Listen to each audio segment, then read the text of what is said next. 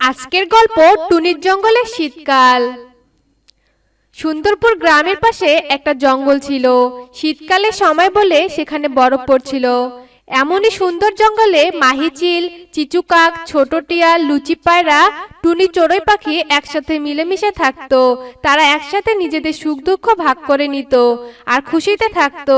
যেই অন্ধকার হতো, চিচুকাক, ছোট টিয়া, লুচি পায়রা তাদের কাছে বাসা থাকার কারণে যে যার নিজের বাসায় চলে যেত আর মোটা কম্বল গায়ে দিয়ে মশালে আগুন লাগিয়ে ঘুমিয়ে পড়তো।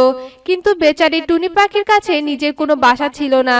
যখন বরফ পড়তো, টুনি একটা গাছের ডালে পাতা গায়ে দিয়ে থরথর করে কাঁপতে কাঁপতে ঘুমিয়ে পড়তো। সে তার বান্ধবীদের ঘরের দিকে তাকিয়ে ভাবতো তার কোনো বাড়ি নেই।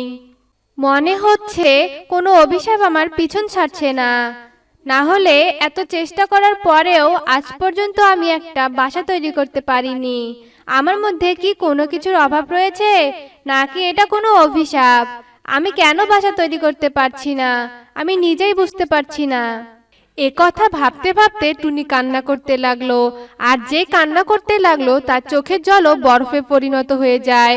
বরফ এতটাই পড়ছিল যে ধীরে ধীরে বরফে ঢেকে যাচ্ছে।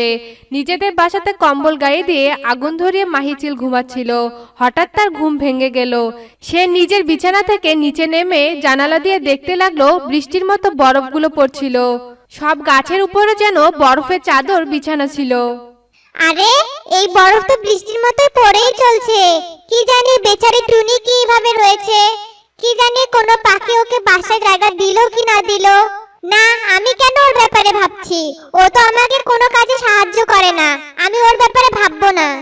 এইরকম ভেবে নিজের বিছানার কাছে গেল, কিন্তু আবারও তার মন বদল হয়ে গেল।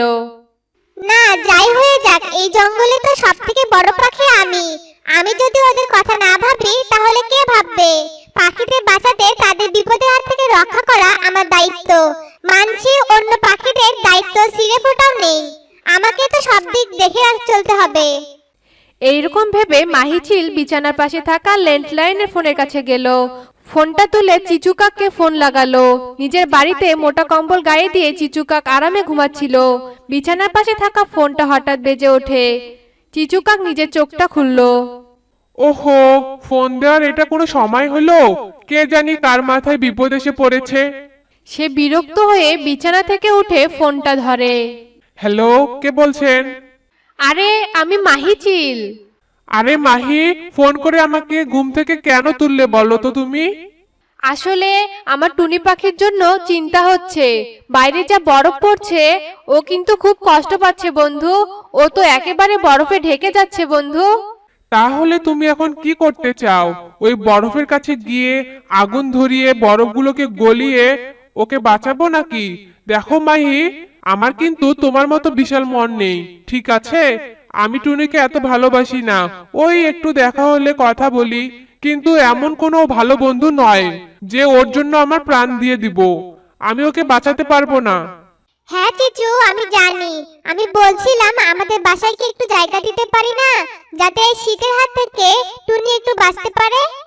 হ্যাঁ, এখন যখন তোমার মনে মায়া হচ্ছে, তাহলে তোমার ঘরে এক কোণে জায়গা দিয়ে দাও আর পুরো জঙ্গলে পাখিদের সামনে নিজেকে মহান প্রমাণ করো যে তুমি শ্রেষ্ঠ পাখি, তুমি সবাইকে সাহায্য করো। এইরকম বলে চিচুকাক ফোন রেখে দেয়। মাহিচিলের কাছে আর কোনো উপায় ছিল না। সে ফোনটা রেখে বরফের হাত থেকে টুনিকে বাঁচানোর জন্য ছাতা নিয়ে বেরিয়ে গেল। সে খানিকটা দূরে গিয়ে দেখে টুনি পাখির গায়ে পাতা ঢেকে থরথর করে কাঁপছিল। মাহি তখন দেরি না করে টুনির কাছে গেল। অতিরিক্ত বরফের কারণে টুনি একেবারে জমে গেছিল। টুনি পাখি, এইভাবে যদি তুমি বরফে থাকো তাহলে তুমি মরে যাবে। চলো আমার সাথে, আমার বাসায় চলো। অনেকক্ষণ ধরে টুনি এই ভালোবাসার জন্য অপেক্ষা করছিল। মাহি যেই এসে এই কথাটা বলল, সঙ্গে সঙ্গে টুনি তাকে বলে।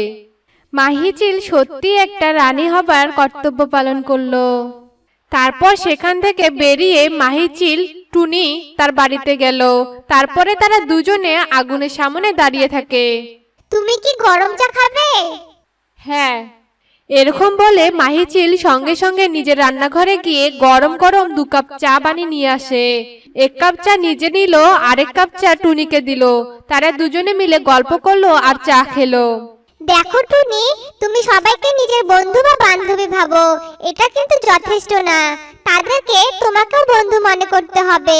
তোমাকে বুঝতে হবে ভালো মন্দ কি, কে বন্ধু আর কে তোমার শত্রু, বুঝেছো?